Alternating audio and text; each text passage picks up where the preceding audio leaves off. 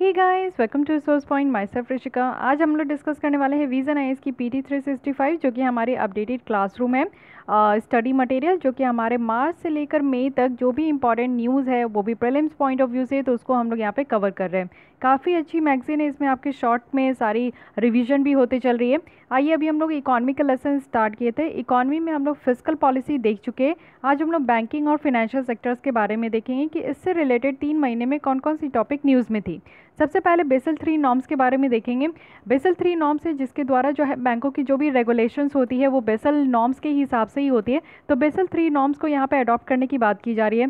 SARFAESI act क्या है, ये किस चीज़ से रिलेटेड है, बैड लोन से रिलेटेड है, तो इसके बारे में भी डिटेल्स देखेंगे। फिर ये न्यूज़ में क्यों आया है।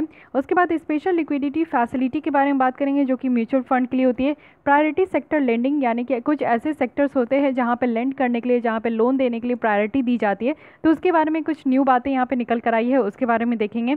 और कुछ अदर इंपॉर्टेंट न्यूज़ जो कि शॉर्ट न्यूज़ होते हैं बट आपके एग्जाम के लिए काफ़ी ज़्यादा इंपॉर्टेंट होते हैं। तो आइए आज इसको कवर करते हैं। लेकिन इससे पहले कि न्यू अगर आप लोग ने लेसन नहीं देखा है तो प्लीज़ देख लीजिए। मेरे चैनल को सब्सक्राइब करके प्लेलिस्ट में आकर आप लोग देख सकते हो। यहाँ पे प्रीवियस पॉलिटी की आपकी कंप्लीट हो गई है, यहाँ पे आईआर कंप्लीट हो गई है, इकॉनमी हम लोग चल रहे हैं। तो लास्ट लेसन से कुछ क्विज है जिसका आंसर आप लोग को कमेंट बॉक्स में देना है। तो आइए पहले क्विज देख लेते हैं, उसके आंसर आप लोग कमेंट बॉक्स में दीजिएगा, फिर उसके बाद हम लोग आर्टिकल पे चलते हैं। तो ये 3 बेसिक क्वेश्चंस मैं पूछ रही हूँ। सबसे पहले आपको बताना है कि गवर्नमेंट सिक्योरिटीज़ होती क्या है, व्हाट इज़ जीसेक। अगर आपसे पूछा जाए तो आप इसका क्या आंसर करोगे। सेकंड, यहाँ पे आपका फिलिंग द ब्लैंक्स है कि आपका जीसेक जो है इसमें आपको डिफरेंट देखने को मिलेंगे, लेकिन फिर भी आपको बताना है कि गवर्नमेंट स्कीम्स की गवर्नमेंट जो स्टेट गवर्नमेंट है उनके द्वारा क्या यहाँ पे इशू किया जाता है, जिसको हम लोग स्टेट डेवलपमेंट लोन भी कहते हैं। ठीक है, सेंट्रल गवर्नमेंट के द्वारा जीसेक आपका इंट्रोड्यूस किया जाता है, इशू किया जाता है। स्टेट गवर्नमेंट भी इशू करती है, लेकिन स्टेट गवर्नमेंट के द्वारा एक्सक्लूसिवली कुछ और भी यहाँ पे इशू किया जाता है, जिसको कि यहाँ पे हम लोग एसडीएल कहते हैं। थर्ड है कि पब्लिक डेट मैनेजमेंट सेल, ये है क्या और इसका बनाने का पर्पस क्या था, ये दोनों आप लोग को बताना है। तो ये 3 क्वेश्चन है, बहुत ही बेसिक है। आई थिंक कि अगर आप लोग मेरे लेसन देखे हो तो आराम से आंसर कर सकते हो। चलिए अब आते हैं हम लोग आज के आर्टिकल पे। बात करते हैं हम लोग बैंकिंग एंड फाइनेंशियल सेक्टर में बेसल 3 नॉर्म्स के बारे में। पहले न्यूज़ में क्यों था इसको आप लोग देख लीजिए। जो बेसल 3 का इम्प्लीमेंटेशन था उसको यहाँ पे आपका जो है डेफर्ड कर दिया गया है, यानी कि जनवरी 2023 तक, क्योंकि कोविड-19 पैंडेमिक देखने को मिल रहा है। तो कोविड-19 पैंडेमिक के कारण जो है ये बेसल 3 नॉर्म्स जो है इसको डेफर्ड कर दिया गया है। अब बेसल 3 नॉर्म्स होता क्या है, क्वेश्चन इससे निकल कर आएगा। न्यूज़ में क्यों था थोड़ा बहुत आप लोग को आइडिया होना चाहिए, बट द थिंग इज़ कि आपको बेसिक जो है ना आपके स्टैटिक पोर्शन क्या है उसके बारे में आपको कमांड होना चाहिए। सो बेसल थर्ड एकॉर्ड है, इसमें आपका एक फाइनेंशियल रिफॉर्म होता है, जो कि यहाँ पे बेसल कमेटी बैंकिंग सुपरविजन के ऊपर जो है, ये basal committee on banking supervision उनके द्वारा डेवलप किया जाता है कुछ फाइनेंशियल रिफॉर्म। और इसका एम यही होता है कि बैंकिंग इंडस्ट्री को यहाँ पे रिस्क से बचाना है, यानी कि अगर कोई बैंकिंग इंडस्ट्री में किसी भी तरीके का रिस्क आ रहा है तो वो बेटर तरीके से मैनेज हो सके। साथ ही साथ बैंकिंग इंडस्ट्री का रेगुलेशन बढ़ाना है, टाइम टू टाइम सुपरविजन होनी चाहिए। तो इस तरीके के एम को लेते हुए जो है बेसल 3 एकॉर्ड यहाँ पे आपका बनाया गया है। ये आप लोग देखोगे कि इंट्रोड्यूस किया गया था जब यहाँ पे 2008 के ग्लोबल फाइनेंशियल क्राइसिस देखने को मिला था। तो 2008 में जो है ग्लोबल फाइनेंशियल क्राइसिस आया था, बहुत सारे बैंक्स जो है वो डूब गए थे, बहुत सारे बैंक्स जो है घाटे में चल गए थे। तो उसके बाद से यहाँ पे आपका इस तरीके का बेसल थर्ड जो है नॉर्म्स यहाँ पे लाया गया था। इसको 2017 में फाइनलाइज किया गया और इसकी इम्प्लीमेंटेशन डेट जो है ना बहुत टाइम से आप देखोगे कि पोस्टपोन्ड हो रहा है, अभी फिर पोस्टपोन्ड हो गया क्योंकि कोविड-19 चल रहा है। तो ये जो गाइडलाइंस है इसमें आपके 4 बैंकिंग पैरामीटर्स को फोकस किया जाता है कि बैंकों की कैपिटल होनी चाहिए, लिवरेजेस होनी चाहिए, फंडिंग होनी चाहिए और लिक्विडिटी होनी चाहिए। ठीक है, अब बेसल 1 से 3rd नॉर्म्स तक हम लोग देखते हैं बात क्या है यहाँ पे कि मिनिमम कैपिटल रिक्वायरमेंट कितना होना चाहिए बैंकों के लिए। तो मिनिमम कैपिटल रिक्वायरमेंट जो है 4% होना चाहिए, जो कि कॉमन इक्विटी है। और ये आपका बैंक का जो रिस्क वेटेड एसेट है उसका आपका जो है एक कुछ परसेंटेज होना चाहिए। आज की डेट में आप देखोगे बेसल 2 नॉर्म्स यहाँ पे हमारे बैंकों में रेगुलेट किया जा रहा है, मीन्स बैंकों में इंप्लीमेंट किया जा रहा है, जिसके तहत जितनी भी बैंकिंग इंडस्ट्री है वो रेगुलेट होती है। तो बेसल 2 नॉर्म्स के अकॉर्डिंग जो है यहाँ पे कितना कैपिटल होना चाहिए, तो 2% होना चाहिए। ठीक है, तो इसको बढ़ाने की बात की गई है। आज के डेट में 2% है, लेकिन इसको बेसल 3 नॉर्म्स के हिसाब से देखें तो 4.5% करना है। लिवरेज रेशियो देखिए, लिवरेज रेशियो कहने का क्या मतलब होता है, ये रेशियो है जिसमें कि आप देखो कि टियर 1 जो कैपिटल होता है उसको यहाँ पे जितना टोटल कंसोलिडेटेड एसेट है, यानी कि बैंक का जितना टोटल एसेट है, जितना हम लोग डिपॉजिट करते हैं या फिर बैंकों को जो लोन के फॉर्म में दिया जाता है और लोन के द्वारा जो इंटरेस्ट उनको मिलता है, बहुत तरीके से उनको इंटरेस्ट भी मिलता है, तो टोटल एसेट कितना बैंकों का है, तो ये टोटल एसेट और जो यहाँ पे टियर 1 कैपिटल है, कैपिटल आपका 3 भाग में डिवाइड होता है बैंक का, टियर 1, टियर 2, टियर 3। तो टियर 1 जो यहाँ पे कैपिटल है उसका और साथ ही साथ टोटल बैंकों का कितना कैपिटल है उसको यहाँ पे लिवरेज रेशियो कहते हैं। इसके तहत क्या है कि बैंकों को यहाँ पे जो है ना एक्सेस ऑफ 3% यहाँ पे लिवरेज रेशियो को होल्ड करना है, और ये आपका बेसल थर्ड में ही इंट्रोड्यूस किया गया था। साथ ही बेसल थर्ड में देखें तो यहाँ पे 2 लिक्विडिटी रेशियो भी यहाँ पे आपका दिया गया है।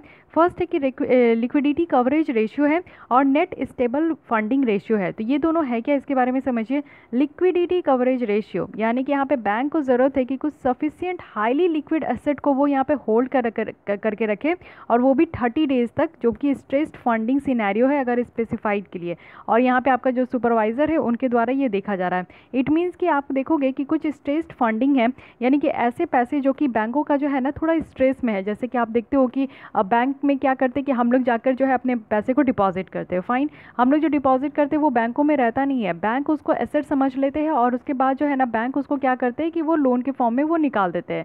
तो लोन के फॉर्म में भी निकाल देते हैं, यानी कि वो उनका जो है अब एसेट गया वो लिक्विडिटी के फॉर्म में आ गया। तो यहाँ पे लिक्विडिटी कवरेज रेशियो है, यानी कि उनका जो है ना 30 डेज तक जो है जो जितना भी स्ट्रेस्ड सिचुएशन है फंडिंग का, उसके हिसाब से वो कितना हाईली लिक्विड एसेट को वो होल्ड करके रखते हैं। क्योंकि हम लोग जो यहाँ पे बैंकों में जो पैसा जमा करते हैं वो हाईली लिक्विड है। क्यों? क्योंकि वो आप लोग देखते हो कि वो एक जगह जमा नहीं हो जाता है, वो फिर आपका लोन के फॉर्म में वो निकल जाता है, फिर उसके बाद जो है जो लोन रीपेमेंट किया जाता है तो उसके थ्रू जो है जितने यहाँ पे कंज्यूमर होते हैं वो कुछ इंटरेस्ट भी पे करते हैं। तो ये हाईली लिक्विड है। तो हाईली लिक्विड जो आपका एसेट है बैंकों का वो 30 डेज तक होल्ड करके रखते हैं, जिसको यहाँ पे लिक्विडिटी कवरेज रेशियो कहा जाता है। उसके बाद नेट स्टेबल फंडिंग रेशियो है। नेट स्टेबल कहने का मतलब है कि बैंकों को यहाँ पे स्टेबल फंडिंग को यहाँ पे मेंटेन करके रखना है। अब बैंकों की स्टेबल फंडिंग क्या होती है, तो यहाँ पे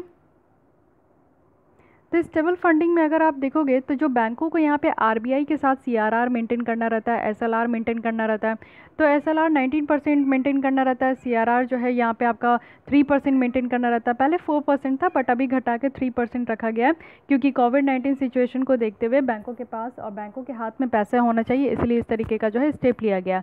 तो ये जो आपका पैसा रहता है ये स्टेबल है, ठीक है, इतना तो बैंकों के पास है ही। अगर उनका बैंक का अगर घाटे में जाते हैं तो इस तरीके का जो है आरबीआई के साथ वो मैनेज करके रखते हैं। तो ये जो स्टेबल फंडिंग है इसको मेंटेन करके रखना है। यहाँ पे भी आपका ये कहा जा रहा है कि 1 साल या फिर एक्सटेंडेड स्ट्रेस का जो 1 साल का ईयर है उससे आपका जितना रिक्वायर्ड अमाउंट है ना उससे ज़्यादा यहाँ पे, ठीक है, यहाँ पे स्टेबल फंडिंग को होल्ड करके रखते हैं, तो इसको नेट स्टेबल फंडिंग रेशियो कहते हैं, ठीक है। अगर यहाँ पे 2 तरीके का फंडिंग रेशियो आप समझ लिए, पहला होता है कि लिक्विडिटी कवरेज रेशियो, दूसरा है नेट स्टेबल फंडिंग रेशियो। तो लिक्विडिटी कवरेज रेशियो कहने का मतलब है कि जब बैंक हाईली लिक्विड एसेट को जब वो विथहोल्ड करके रखते हैं 30 डेज तक, और नेट स्टेबल मतलब कि स्टेबल फंडिंग को वो विथहोल्ड करके रखते हैं वो भी स्ट्रेस्ड सिचुएशन के लिए, तो इसको यहाँ पे इस तरीके का लिक्विडिटी रेशियो कहा जाता है। अब रिलेटेड इन्फॉर्मेशन में देखते हैं 81 बॉन्ड, इसके बारे में देख लेते हैं कि ये है क्या। अब 81 बॉन्ड की बात करें तो ये एक आपका अनसिक्योर्ड परपेचुअल बॉन्ड होता है, जो कि बैंक के द्वारा ये इशू किया जाता है कि वो अपने कोर कैपिटल बेस को जो है शोर अप कर सके, जिससे कि वो यहाँ पे बेसल 3 नॉर्म्स को जो है मीट कर सके। यानी कि यहाँ पे बेसल 3 नॉर्म्स का आप लोग को पता चल रहा है कि जो मिनिमम कैपिटल रिक्वायरमेंट है वो यहाँ पे ज़्यादा रखना है, जो आज के डेट में 2% है, इसका आप देख सकते हो कि डबल से भी थोड़ा ज़्यादा हो चुका है। तो इसको यहाँ पे मेंटेन करने के लिए बैंकों के पास एक आपका ऑप्शन है कि वो 81 बॉन्ड को इशू कर सकते हैं। 81 बॉन्ड को इशू करने से उनको जो यहाँ पे मनी मिलेगा, इंटरेस्ट मिलेगा, उससे क्या है कि वो अपने बेसल 3 नॉर्म्स को जो है बेटर तरीके से इनकी जो क्राइटेरिया है उसको मीट कर पाएंगे। सेकेंड है कि ये सारे जो बॉन्ड है ना जिसमें कोई भी मैच्योरिटी डेट नहीं है, तो आप लोग समझ सकते हो कि कभी भी ये जो है आप इसको पे बैक कर सकते हो। इंस्टेड इसके पास कॉल ऑप्शन है, यानी कि इसमें क्या है ना कि आपका आफ्टर 10 ईयर्स या फिर 10 ईयर्स में भी ये रिडीम किया जा सकता है। तो ऐसा बिल्कुल भी यहाँ पे कोई मैच्योरिटी पीरियड नहीं है, और कॉल ऑप्शन है कि आप कभी भी जो है इसको ख़त्म कर सकते हो। बट बैंक जो है वो यहाँ पे ऑब्लाइज नहीं है कि इस तरीके का कॉल ऑप्शन को यूज़ करे, और वो यहाँ पे सिर्फ इंटरेस्ट ही पे कर सकते हैं जो कि इस बॉन्ड में आपका दिया गया है इंटरनिटी के लिए। तो यहाँ पे बैंकों को इस तरीके का कॉल ऑप्शन नहीं दिया गया है, लेकिन हाँ यहाँ पे जो कस्टमर होंगे जो इस बॉन्ड को आप परचेज करेंगे उनके लिए यहाँ पे इस तरीके का है। तो बैंक जो भी 81 बॉन्ड को यहाँ पे इशू करेंगे उनके पास जो ये इंटरेस्ट पे आउट है उसको वो स्किप कर सकते हैं, यानी कि छोड़ सकते हैं फॉर ए पर्टिकुलर ईयर, या फिर वो यहाँ पे रिड्यूस भी कर सकते हैं। बॉन्ड का जो फेस वैल्यू है, फेस वैल्यू कहने का क्या मतलब होता है कि जैसे मान लीजिए कि 2020 में ये आपका 81 बॉन्ड को इशू किया जा रहा है, तो इसके फेस वैल्यू यानी कि अपर पेज में ही यहाँ पे लिखा होगा कि इस बॉन्ड की ₹10 है, ठीक है। लेकिन अगर मान लीजिए कि 2021 में क्या होगा कि इसकी फेस वैल्यू में भी इंक्रीज़ हो सकती है, तो ये ₹11 की हो जाए। तो ये जो आपका जिस फेस वैल्यू पे आप परचेज करते हो इंटरेस्ट रेट आपको उतना ही में देना है।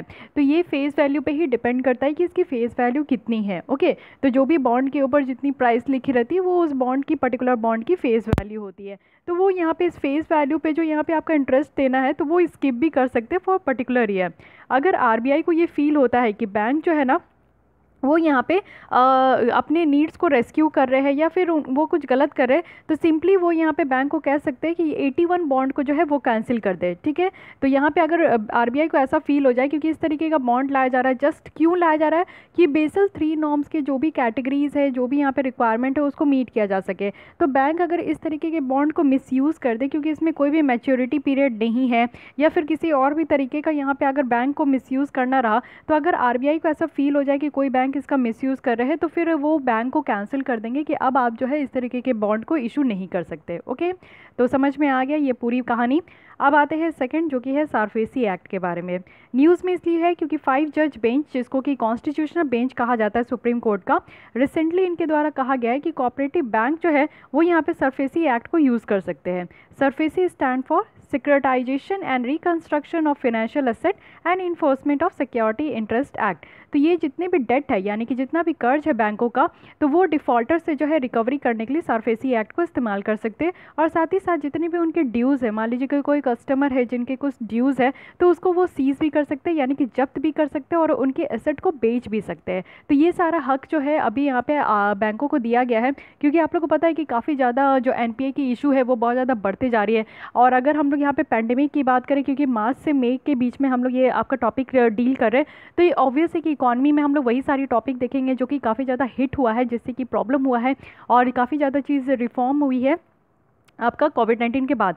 तो कोविड-19 के बाद जो है अब बैंकों के पास ऐसे भी पैसे की कमी है, क्योंकि लोग जो है ट्रस्ट नहीं कर पा रहे बैंकों में पैसा रखना, क्योंकि वो अपने हाथों में सेव करके रखने का कोशिश कर रहे हैं। आप लोग भी हाथों में कुछ पैसे ज़रूर रखिए, क्योंकि क्या होगा ना कि मान लीजिए कि आपकी तबीयत ख़राब हो या फिर आपके फैमिली मेम्बर्स की तबीयत ख़राब हो, तो आप लोग जो है मीन्स आप लोग के पास पैसे हो कि आप लोग आराम से ट्रीटमेंट करा सकते हो। अब वो बात अलग है कि आप लोग ऑनलाइन ट्रांसफ़र भी कर सकते हो या फिर आप लोग स्वैप भी कर सकते हो, वो सारी चीज़ें अलग है। बट आप लोग को पता है कि एटीएम जो है, बहुत जगहों की एटीएम वर्क नहीं कर रही है, बहुत जगहों की एटीएम में पैसे नहीं भर पा रहे क्योंकि आपका जो मूवमेंट है वो रेस्ट्रिक्टेड है। तो इन सारे कारणों के इन सारे रीजंस के कारण जो है ना इस तरीके का आपका जो है कुछ हाथों में पैसे रखना चाहिए, तो बैंकों के पास ज़्यादा पैसे नहीं आ पा रहे हैं।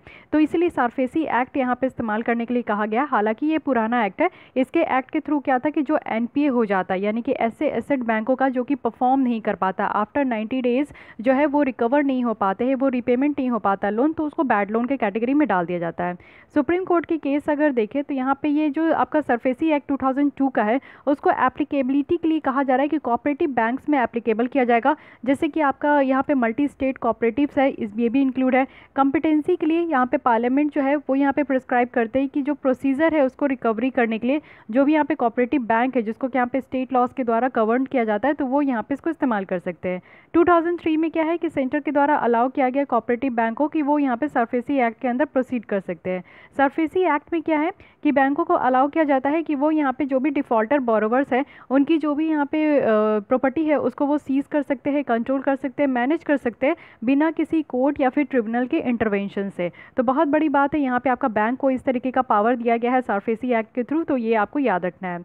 कॉन्स्टिट्यूशनल बेंच के द्वारा क्या कहा गया है? कॉन्स्टिट्यूशनल बेंच के द्वारा यहाँ पे कहा गया है कि जो भी कोऑपरेटिव बैंक है जिसको यहाँ पे स्टेट लॉज या फिर सोसाइटीज़ के लेवल के अंदर अंदर यहाँ पे लाया गया है वो इस एक्ट के अधीन रहेंगे, यानी कि ये जो सरफेसी एक्ट है वो सारे जितने भी कोऑपरेटिव बैंक है जो कोऑपरेटिव सोसाइटीज़ के तहत उनको रजिस्टर किया जाता है या फिर स्टेट लॉ के अंदर जो भी आते हैं बैंक, तो वो यहाँ पे इस कानून के तहत चलेंगे। कोऑपरेटिव बैंक्स जो है वो यहाँ पे उनका जो भी प्रोविज़न है वो बैंकिंग रेगुलेशन एक्ट 1949 के तहत चलता है, और सारे अदर्स बैंक जो लेजिस्लेशन एप्लीकेबल है बैंक के, तो वो यहाँ पे आरबीआई एक्ट के तहत चलते हैं। तो जितने भी आपको दूसरे लेजिस्लेशन एप्लीकेबल देखने को मिलेंगे बैंकों में, तो वो आरबीआई के कानून के थ्रू चलता है। जितना भी ड्यूज़ है अगर उसको रिकवरी करना है, क्योंकि ये एक एसेंशियल फंक्शन हो जाता है, यानी कि बैंक जो काम करते हैं, अगर बैंकों के पास पैसा ही नहीं रहेगा तो बैंकों की स्थिति क्या रहेगी, वो बैंक डूब जाएंगे, है कि नहीं।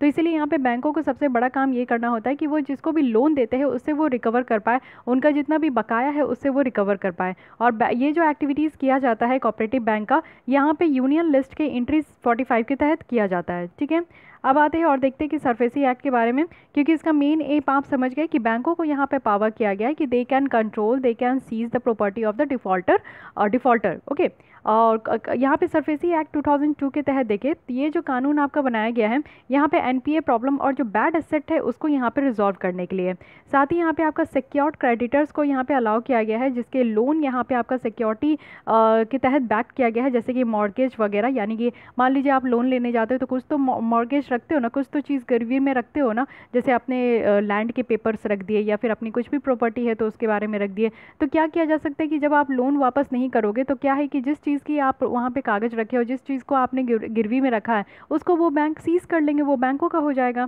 तो इस कानून के तहत जो है इस तरीके का आपका जो है प्रोविज़न रखा है कि एआरसी है, यानी कि एसेट रिकंस्ट्रक्शन कंपनी बनाया गया था, जिसमें कि आपका एसेट जो है यानी कि जो बैड एसेट है उसको फिर से रिकंस्ट्रक्ट करके जो है गुड एसेट में कन्वर्ट किया जाएगा। तो यहाँ पे क्या है कि इस कानून के तहत जो है एसेट रिकंस्ट्रक्शन कंपनीज जो है उसको रजिस्ट्रेशन कराना है, उसको रेगुलेट कराना है और उनको अलाउ करना है कि कुछ वो यहाँ पे काम कर सकते हैं। अब क्या क्या काम कर सकते हैं, सबसे पहले तो वो एसेट रिकंस्ट्रक्शन करेंगे, यानी कि यहाँ पे जो भी बैंकों की एनपीए है या फिर बैड एसेट है उसको ये कंपनी लेगी और उसके बाद जो है वो रिकवर करने का कोशिश करेंगे। तो प्रॉपर मैनेजमेंट कर सकते हैं जो भी बोरोवर की बिजनेस है, साथ ही साथ यहाँ पे सेल और लीज भी कर सकते हैं ये बिजनेस का कोई पार्ट, या फिर यहाँ पे रीस्केड्यूल कर सकते हैं जो भी डेट को यहाँ पे पेमेंट करने का जो टाइम है। सेकंड है कि स्क्रूटनाइज कर सकते हैं, स्क्रूटनी करना यानी कि चेकआउट करना, जैसे कोई भी चीज़ आपका जब पास होता है पार्लियामेंट से तो उसको स्क्रूटनी भी किया जाता है कुछ कमेटी के द्वारा। तो स्क्रूटनी करने में कमेटी क्या देखते हैं कि कोई जो कानून बन रहा है क्या वो संविधान के अकॉर्डिंग है कि नहीं है। ऐसा तो नहीं है कि संविधान में कोई भी चीज़ को लोगों के फंडामेंटल राइट्स हनन हो रहे हैं या फिर संविधान के प्रोविजन के अकॉर्डिंग नहीं है। तो ये चीज़ क्या होता है कि स्क्रूटनी करना, एक बार और चेक कर लेते हैं। तो सिक्योरिटाइजेशन स्क्रूटनाइजेशन करना है, तो यहाँ पे क्या है कि आपका सिक्योर करना है, यानी कि एक प्रोसेस है जिसमें कि आज के डेट में जो एग्जिस्टिंग लोन है उसको कन्वर्ट कर सके मार्केटेबल सिक्योरिटीज़ में, और वो भी एआरसी के द्वारा। तो इससे क्या होता है कि सिक्योरिटी रिसिप्ट को इशू करके जो है एआरसी ये जो कंपनी है ना, इसमें आपका एक प्रोसेस होता है जिसके थ्रू जितना भी लोन है उसको कन्वर्ट किया जाता है सिक्योरिटीज़ में। फिर यहाँ पे इन्फोर्समेंट ऑफ सिक्योरिटी इंटरेस्ट है जो कि यहाँ पे लेंडर के द्वारा होता है, इसमें कोर्ट का कोई इंटरवेंशन नहीं है। यानी कि 60 डेज़ का यहाँ पे नोटिस पीरियड दिया जाता है जो भी डिफ़ॉल्टर होते हैं, यानी कि जिन्होंने लोन ले रखा है और वो अपनी रिपेमेंट नहीं कर रहे हैं, तो डिफ़ॉल्टर बोरोवर को, बैंक को या फिनेंशियल इंस्टीट्यूशन को जो है 60 डेज़ का यहाँ पे नोटिस दिया जाता है, और फिर उसके बाद जो है वो यहाँ पे पोजीशन कर सकते हैं जितना भी बोरोवर्स का यहाँ पे एसेट है, टेक ओवर कर सकते हैं मैनेजमेंट जो कि इस तरीके का आपका एसेट है, या फिर किसी भी पर्सन को अपॉइंट कर सकते हैं कि वो उसको मैनेज करें, या फिर डेटर को ये कह सकते हैं कि बोरो कर सकते हैं वो अपने ड्यूज़ वगैरह भी। ओके, उसके बाद यहाँ पे क्या है कि सेंट्रल रजिस्ट्री को क्रिएट करना, सेंट्रल रजिस्ट्री का क्रिएशन करना, यानी कि यहाँ पे सेंट्रल गवर्नमेंट के द्वारा देखें जो कि यहाँ पे रजिस्टर करना है और ट्रांजैक्शन करना है, सिक्योरिटाइजेशन और रिकंस्ट्रक्शन जो भी फाइनेंशियल एसेट का है, तो उसके लिए यहाँ पे सेंट्रल रजिस्ट्री को पहले बनाना होगा।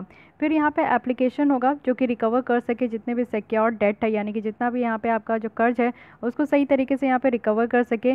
तो सबसे पहला है कि डेट रिकवरी ट्रिब्यूनल में इसको जो है आपका फाइल किया जाएगा, और फिर उसके बाद अपील जो है वो डेट रिकवरी अपीलेट ट्रिब्यूनल में यहाँ पे आपका दिया जाएगा। तो ये जो आपका कंप्लेन है ये फाइल किया जाएगा बोरोवर्स के द्वारा डेट रिकवरी ट्रिब्यूनल में, और अपील जो किया जाएगा वो डेट रिकवरी अपीलेट ट्रिब्यूनल में किया जाएगा। ठीक है, और ये दोनों आपका जो इस्टेब्लिश किया जाएगा डेट रिकवरी ऑफ डेट, क्योंकि bank and financial institution act 1993 के तहत। ठीक है। इस एक्ट में जो भी आपका प्रोविज़न है ये किसके किसके ऊपर एप्लीकेबल नहीं होगा, तो कोई भी सिक्योरिटी इंटरेस्ट जो कि आपका एग्रीकल्चर लैंड में बनाया गया है, या फिर कोई भी केसेस जिसमें कि आपका अमाउंट ड्यू रह गया है 20% से भी कम का रह गया, तो उसमें इस तरीके का आपका एप्लीकेशन प्रोविज़न नहीं होगा इस एक्ट का। कोई भी इंटरेस्ट सिक्योरिटी इंटरेस्ट जो कि यहाँ पे रीपेमेंट, कोई भी फाइनेंशियल एसेट को रीपेमेंट करने के लिए यहाँ पे बनाया जा रहा है, तो उसमें ये इस तरीके का जो है ना आपका प्रोविज़न एप्लीकेबल नहीं होगा। तो ये याद रखना है कि एग्रीकल्चर लैंड में अगर कोई भी सिक्योरिटी इंटरेस्ट है, या फिर 20% से कम का यहाँ पे अमाउंट बच गया है, या फिर फाइनेंशियल एसेट को यहाँ पे अगर कोई भी आपका जो सिक्योरिटी इंटरेस्ट है जिसमें कि रीपेमेंट को सिक्योर करना है, वो भी आपका फाइनेंशियल एसेट के लिए एसेट का, तो ये आपका 1 लाख से कम होना चाहिए, तो उसमें आपका ये एप्लीकेशन एप्लीकेबल नहीं होगा। ठीक है। बात करें थे हम लोग कोऑपरेटिव बैंक के बारे में, तो कुछ यहाँ पे फैक्ट्स एंड फिगर आप लोग को पता होना चाहिए क्योंकि क्वेश्चन इससे निकल सकता है। तो ये आपका कस्टमर ओन्ड फाइनेंशियल इंटिटीज़ है जो कि स्टैब्लिश किया जाता है कोऑपरेटिव बेसिस में, और यहाँ पे एक वाइड रेंज आपका प्रोवाइड किया जाता है, जैसे कि रेगुलर बैंकिंग होना चाहिए, फाइनेंशियल सर्विस होना चाहिए। साथ ही साथ आप देखो तो ये रजिस्टर किया गया है स्टेट कोऑपरेटिव सोसाइटीज़ एक्ट के तहत, और साथ ही साथ ये जो है ना आपका यहाँ पे रेगुलेटरी जो है ये रिजर्व बैंक ऑफ इंडिया के अंदर आता है 2 कानून के तहत। एक तो आपका है बैंकिंग रेगुलेशन एक्ट 1949 और दूसरा है बैंकिंग लॉज एक्ट 1955।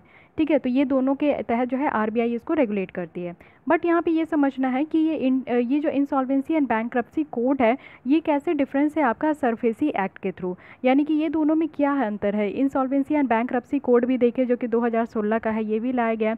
इसमें इंसॉल्वेंट और बैंक्रप्ट है, 2 वर्ड है। इंसॉल्वेंट कहने का मतलब है कि मान लीजिए कि कोई एक कंपनी है और वो बहुत ज़्यादा घाटे में जा रहे हैं, इसका इतना ज़्यादा मुनाफा नहीं हो रहा है जितना ये ज़्यादा घाटे में जा रहे हैं, और ये क्या किए कि अपने कंपनी को चलाने के लिए बैंकों से बहुत ज़्यादा जो है कर्ज ले रखे। कर्ज इन द सेंस कि आप कहोगे कि बोरो कर रखे, तो अब क्या है कि लोन लिए हैं लेकिन अब ये लोन रीपेमेंट नहीं कर सकते क्योंकि इनका उस तरीके से जो है मुनाफा नहीं हो पा रहा है। तो इसमें एक कंपनी क्या हो गई कि इंसॉल्वेंट हो गई, यानी कि ज़रूरत से ज़्यादा जो है इनका घाटा हो गया। लेकिन बैंकरप्ट तब होंगे ना जब इस कंपनी के मालिक अपने आप से ही ये अगर डिक्लेयर कर देंगे कि अब वो इस कंडीशन में नहीं है कि अपने लोन को वो रीपेमेंट कर सके। ठीक है, समझ रहे हैं ना, कि जब वो खुद से ही डिक्लेयर कर देंगे कि अब वो यहाँ पे डेट में जा चुके हैं, उनकी कंपनी डूब चुकी है, बंद होना है, तो उनको इस तरीके से जो है उनको बैंकरप्ट कहते हैं। जब तक कंपनी के ओनर अपने से डिक्लेयर नहीं करते तब तक वो यहाँ पे इंसॉल्वेंट होता है। जैसे ही कंपनी अपने से डिक्लेयर कर देते हैं तो उसको फिर हम लोग बैंकरप्ट कहते हैं। Okay, so this is the difference between insolvency and bankruptcy. तो सरफेसी एक्ट जो 2002 का है इसके अंदर जितने भी सिक्योर्ड फाइनेंशियल क्रेडिटर्स हैं उनको कवर किया जाता है। लेकिन वही आईबीसी की बात करूँ, इंसॉल्वेंसी एंड बैंकरप्सी कोड, यहाँ पे जो आपके सिक्योर्ड और जो अनसिक्योर्ड क्रेडिटर है उनके राइट और इंटरेस्ट को, यानी कि दोनों को यहाँ पे प्रोटेक्ट किया जाता है। आईबीसी के अगर सेक्शन 14(1)(c) के अकॉर्डिंग देखें तो यहाँ पे रखा गया है कि जब यहाँ पे इंसॉल्वेंसी रिजोल्यूशन प्रोसेस होता है तो उसको इस कोड में आपका डिफाइन किया गया है, और ये जो कोड है ना ये आपका जो है प्रेसिडेंस लेता है सरफेसी कोड के ऊपर। यानी कि पहले सरफेसी कोड में जिस तरीके का प्रोविज़न रखा गया है कि इंसॉल्वेंसी रिजोल्यूशन करना है, तो वही आपका सरफेसी कोड वाला ही यहाँ पे आपका फॉलो किया जाता है आईबीसी में। आईबीसी में अगर देखें तो एक अलग से एडजुडिकेशन अथॉरिटी भी प्रोवाइड किया गया है कि कंपनीज़ के लिए अलग होगा और लिमिटेड लाइबिलिटीज़ पार्टनरशिप के लिए, जो कि यहाँ पे एनसीएलटी के द्वारा डील किया जाएगा, यानी कि नेशनल कंपनी लॉ ट्रिब्यूनल के द्वारा। वहीं अगर इंडिविजुअल की बात करें कि अगर इंडिविजुअल यहाँ पे आपके बैंकरप्ट होते तो उनको यहाँ पे जो है ना डीआरटीटी यानी कि डेट रीस्ट्रक्चर जो आपका ट्रिब्यूनल है उसमें यहाँ पे इनका जो है डील किया जाएगा। सॉरी, डेट रिकवरी ट्रिब्यूनल है। ठीक है, तो ये 2 तरीके का ट्रिब्यूनल आपका आईबीसी के तहत बनाया गया है, तो ये आप लोग को ध्यान रखना है। वहीं अगर सरफेसी एक्ट की बात करें तो यहाँ पे सिर्फ डीआरटी ही है, यानी कि डेट रिकवरी ट्रिब्यूनल है, जो कि एक एडजुडिकेशन अथॉरिटी है किसी भी मैटर को लेकर जो भी इस एक्ट के तहत। बहुत होना चाहिए तभी आप लोग यहाँ पे अच्छे तरीके से क्लासीफाई कर पाओगे। Okay, so coming to the next topic that is special liquidity facility, वो भी म्यूचुअल फंड्स के लिए। तो यहाँ पे पहले समझते हैं कि न्यूज़ में क्यों था, क्योंकि जो लिक्विडिटी प्रेशर देखने को मिलता है म्यूचुअल फंड्स में, तो रिजर्व बैंक ऑफ इंडिया के द्वारा यहाँ पे एक स्पेशल लिक्विडिटी फैसिलिटी प्रोवाइड किया गया है जो कि 50,000 करोड़ का है, और ये म्यूचुअल फंड्स के लिए है। तो म्यूचुअल फंड्स होता क्या है, पहले इसको समझने का कोशिश कीजिए। म्यूचुअल फंड एक टाइप ऑफ आपकी फाइनेंशियल इंस्ट्रूमेंट है जो कि यहाँ पे मनी कलेक्ट कर सकते हो आप। बहुत सारे इन्वेस्टर्स के थ्रू जो है ना ये मनी कलेक्ट करने का एक पूल है जो कि आप लोग कोई भी सिक्योरिटीज़ में इन्वेस्ट कर सकते हो। जैसे अगर स्टॉक में इन्वेस्ट करना चाहो तो कर सकते हो, बॉन्ड हो गया जो भी गवर्नमेंट के द्वारा इशू किया जाता है, मनी मार्केट इंस्ट्रूमेंट हो गया, या फिर दूसरे एसेट हो गया। तो इस तरीके का आपका जितना भी एसेट है, जितना भी यहाँ पे आपका इस तरीके का जगह है जहाँ से आप लोग जो है मनी कलेक्ट कर सकते हो इन्वेस्टर्स के द्वारा, तो इसको हम लोग म्यूचुअल फंड कहते हैं। बहुत सारे आप लोग जो है म्यूचुअल फंड में भी इन्वेस्ट करते होंगे, जैसे स्टॉक में भी शेयर मार्केट आप लोग परचेज करते हो, है कि नहीं। तो उसी के वैसे ही आपका ये म्यूचुअल फंड भी होता है। तो ये जो आपका ऑपरेट किया जाता है प्रोफेशनल मनी मैनेजर के द्वारा, जहाँ पे भी आपका यहाँ पे फंड एसेट को एलोकेट किया जाता है। साथ ही यहाँ पे स्मॉल इन्वेस्टर्स को दिया जाता है कि वो प्रोफेशनली मैनेज करें, यानी कि इक्विटीज़ की, बॉन्ड की और अदर सिक्योरिटीज़ की पोर्टफोलियोज़ को। तो ये होता है आपका म्यूचुअल फंड। ठीक है, तो कुछ स्पेशल फीचर्स यहाँ पे रखा गया है, यानी कि जो स्पेशल लिक्विडिटी फैसिलिटी दी जा रही है। यहाँ पे आप लोग देखोगे कि ऑन टॉप और ओपन इंडेड यहाँ पे आपका रखा गया है, जिससे कि आप लोग सारे लैफ यानी कि जो लिक्विडिटी एडजस्टमेंट फैसिलिटीज़ है उसको अवेलेबल कर सकते हो। इसमें सारे अवेलेबल होंगे एलिजिबल मार्केट में। सो ये ऑन टैप क्या है? ऑन टैप कहने का मतलब है कि यहाँ पे कुछ फीचर्स आपका डिस्क्राइब किया जाएगा, जहाँ पे कुछ समथिंग अवेलेबल होगा जब भी आपको ज़रूरत होगा, यानी कि पर्टिकुलर पीरियड के दौरान जो है आपको जो भी यहाँ पे ज़रूरत होगा वो सारी चीज़ें यहाँ पे प्रेजेंट होगी। ओपन इंडेड कहने का मतलब है कि यहाँ पे कोई भी रेस्ट्रिक्शन नहीं है, यानी कि अगर आप लोग यहाँ पे कोई कितना भी अमाउंट लगाना चाहते हो तो यहाँ पे बैंक जो है अलाउ किया जाएगा बैंकों के द्वारा कि बोरो कर सकते हो, और यहाँ पे किसी भी तरीके का आपका रेस्ट्रिक्शन नहीं है। लैफ एलिजिबल देखें, यानी कि लिक्विडिटी एडजस्टमेंट फैसिलिटी के बारे में देखें तो यहाँ पे सारे स्केड्यूल कमर्शियल बैंक है जो कि एलिजिबल है इस तरीके के लैफ में आपका पार्टिसिपेट करने के लिए, एक्सेप्ट जो कि आपके रीजनल रूरल यहाँ पे बैंक है। तो आरआरबी है जिसके थ्रू जो है ना रीजनल रूरल बैंक है, यानी कि आरआरबी है, जिसको कि यहाँ पे लैफ के अंदर एलिजिबल नहीं किया गया, यानी कि यहाँ पे लिक्विडिटी एडजस्टमेंट फैसिलिटी, यानी कि लिक्विडिटी एडजस्ट करने के लिए कुछ फैसिलिटी दी जाती है। जैसे कि आप देखते हो कि बैंकों में क्या होता है कि एनडीटीएल मेंटेन करना होता है। तो ये सारी कुछ टेक्निकल वर्ड है, अभी मैं समझाने लगूँ तो बहुत टाइम लग जाएगा। ये मैं ऑलरेडी समझा चुकी हूँ, शायद ये अप्रैल मंथ में था, मार्च अप्रैल मई मंथ में शायद ये टॉपिक था जिसमें मैं डिटेल में बताई हूँ। अब यहाँ पे आपके रिवीजन पॉइंट ऑफ व्यू से तो ज़्यादा टाइम नहीं लूँगी, बस इतना समझने की कोशिश कीजिए कि कुछ लिक्विडिटी को एडजस्ट करने के लिए यहाँ पे एक्सेप्शनल एक आपका अलग से फैसिलिटी प्रोवाइड किया जाता है स्केड्यूल कमर्शियल बैंकों को। तो ये आपका प्रोवाइड किया गया है, बट यहाँ पे रीजनल रूरल बैंक बाहर है। इसके अंदर क्या है कि आरबीआई जो है ना रेपो ऑपरेशन कंडक्ट भी कराते हैं 90 डेज टेनोर का, जिसमें कि फिक्स्ड रेपो रेट होता है। साथ ही साथ अगर हम लोग देखें तो फंड भी यहाँ पे अवेलेबल कराया जाता है इसके अंदर, जो कि आपका बैंकों के द्वारा एकदम से है कि उसको यूज़ करना ही है। ठीक है, साथ ही यहाँ पे आप लोग देखोगे कि कुछ फॉलोइंग मेथड से यहाँ पे क्या है कि म्यूचुअल फंड्स के लिए यहाँ पे लोन को एक्सटेंड किया गया है। साथ ही यहाँ पे आउटराइट जो परचेज है यानी कि रेपोज का, उसको यहाँ पे लिया जाएगा कोलेट्रल के अगेंस्ट में। साथ ही यहाँ पे कुछ बेनिफिट भी है, इस तरीके का स्कीम्स लाया गया है म्यूचुअल फंड्स में, तो कहीं ना कहीं इसका बेनिफिट है। बेनिफिट यही है कि यहाँ पे आप लोग देखोगे कि यहाँ पे आपका ईज़ किया गया है, जो प्रेशर है उसको कम किया गया है, और म्यूचुअल फंड्स को यहाँ पे हेल्प किया गया है कि वो यहाँ पे फाइनेंस कर सकते हैं, रिडेम्पशन कर सकते हैं कुछ फैसिलिटीज़ का इस्तेमाल करके। साथ ही साथ इससे क्या होगा कि जो यहाँ पे शॉर्ट टर्म डेट फंड का जो परफॉर्मेंस है वो और ज़्यादा स्टेबलाइज हो पाएगा, इन्वेस्टर सेंटिमेंट्स जो है इंप्रूव हो पाएगी। अब यहाँ पे रीजंस देखते हैं कि लिक्विडिटी स्ट्रेस का म्यूचुअल फंड्स मार्केट में आप लोग देखते हो कि लिक्विडिटी स्ट्रेस होती है। समटाइम्स आप लोग जब इन्वेस्ट करते हो तो आप लोग के भी यहाँ पे लॉस देखने को मिलेगा। तो यहाँ पे क्या है कि वोलेटिलिटी यहाँ पे हाईलाइटेड होता है कैपिटल मार्केट में, और आज के डेट में बहुत ज़्यादा देखने को मिल रहा है कोविड-19 को देखते हुए। साथ ही रिडेम्पशन प्रेशर है, यानी कि यहाँ पे आपका जो कुछ डेट म्यूचुअल फंड है ना वो यहाँ पे क्लोजर इसके करने के लिए होता है। जैसे कि फ्रैंकलिन टेम्पलेटन्स आपका यहाँ पे म्यूचुअल फंड है, रिसेंटली उन्होंने डिसाइड किया है कि बहुत सारे स्कीम्स को वो यहाँ पे शट डाउन करेंगे, क्योंकि उनकी यहाँ पे घाटे चल रही थी कोविड-19 को देखते हुए। क्योंकि कोविड-19 में आप लोग देखे होंगे कि बहुत सारा जो है, तीसरा आप देखोगे कि जो स्ट्रेस है ना ये मोर प्रोनाउंस्ड होता है आपका म्यूचुअल फंड स्कीम्स में, और ये लार्जर एक्सपोजर हो जाता है क्योंकि यहाँ पे हाई यील्डिंग भी होता है, लो रेटेड यहाँ पे क्रेडिट सिक्योरिटीज़ है, यानी कि यहाँ पे स्ट्रेस जो है वो बहुत ज़्यादा देखने को मिलता है समटाइम। तो इसलिए यहाँ पे इस तरीके का जो है ना रीजंस दिया गया है। ठीक है, अब आते हैं प्रायोरिटी सेक्टर लेंडिंग, देखते हैं कि ये क्या है। पहले समझिए न्यूज़ में क्यों था, क्योंकि रिसेंटली आरबीआई के द्वारा कहा गया है कि यहाँ पे आपका बैंक क्रेडिट दिया जाएगा, जो कि यहाँ पे रजिस्टर्ड एनबीएफसी को, वो भी यहाँ पे एनबीएफसी जो रजिस्टर्ड होंगे वो किस लिए, तो एग्रीकल्चर के लिए, एमएसएमई के लिए, हाउसिंग सेक्टर के लिए। तो उनको यहाँ पे कुछ लिमिट्स यहाँ पे प्रिस्क्राइब किया गया है, जिसको प्रायोरिटी सेक्टर्स कहा जाएगा, वो भी आपका फाइनेंशियल ईयर 2020 और 21 के लिए। क्योंकि कोविड-19 के बाद जो है ना बहुत सारी जगह आपका हिट हुआ है, हर एक सेक्टर लगभग आपका हिट हो ही चुका है। तो यहाँ पे कुछ सेक्टर्स के लिए अलग से आपका लेंडिंग करने के लिए यहाँ पे आपका नॉर्म्स रखा जा रहा है, वो भी आरबीआई के द्वारा।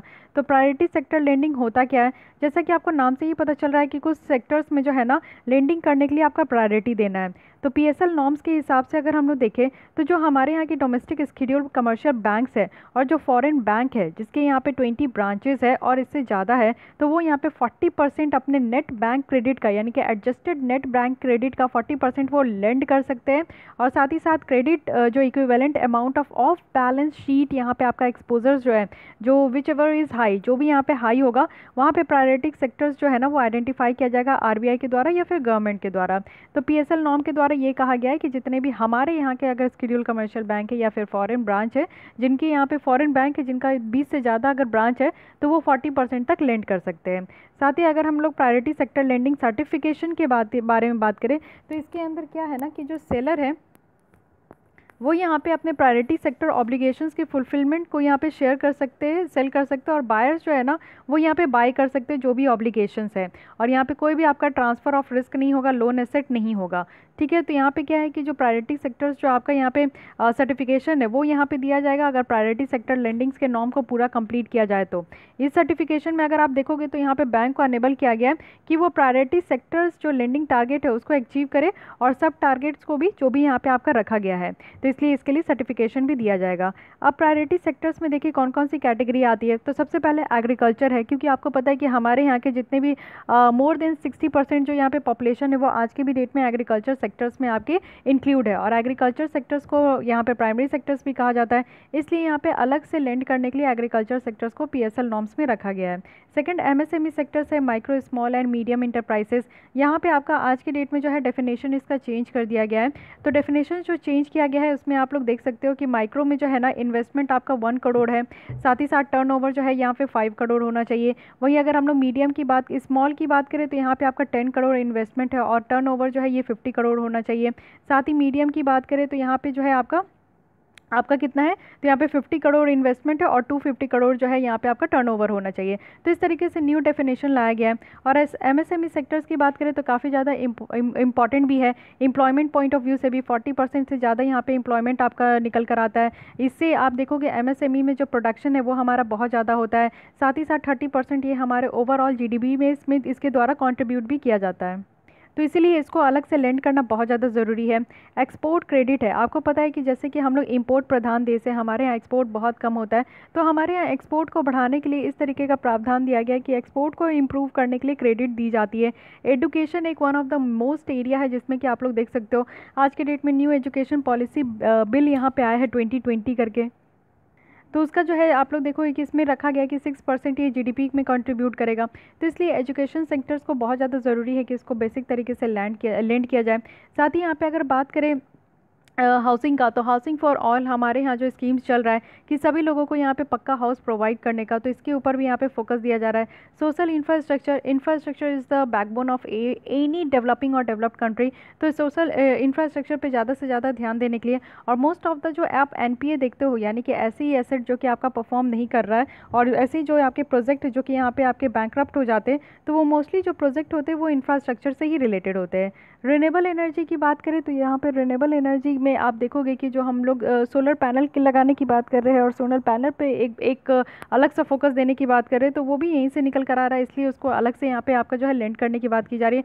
और कुछ और सेक्टर्स है, तो बेसिकली आप लोग इस तरीके से जो है ना थिंक करके आप लोग कनेक्ट कर सकते हो कि कौन कौन से ऐसे सेक्टर्स है जिसमें कि PSL नॉर्म्स आपका लगाया जा रहा है।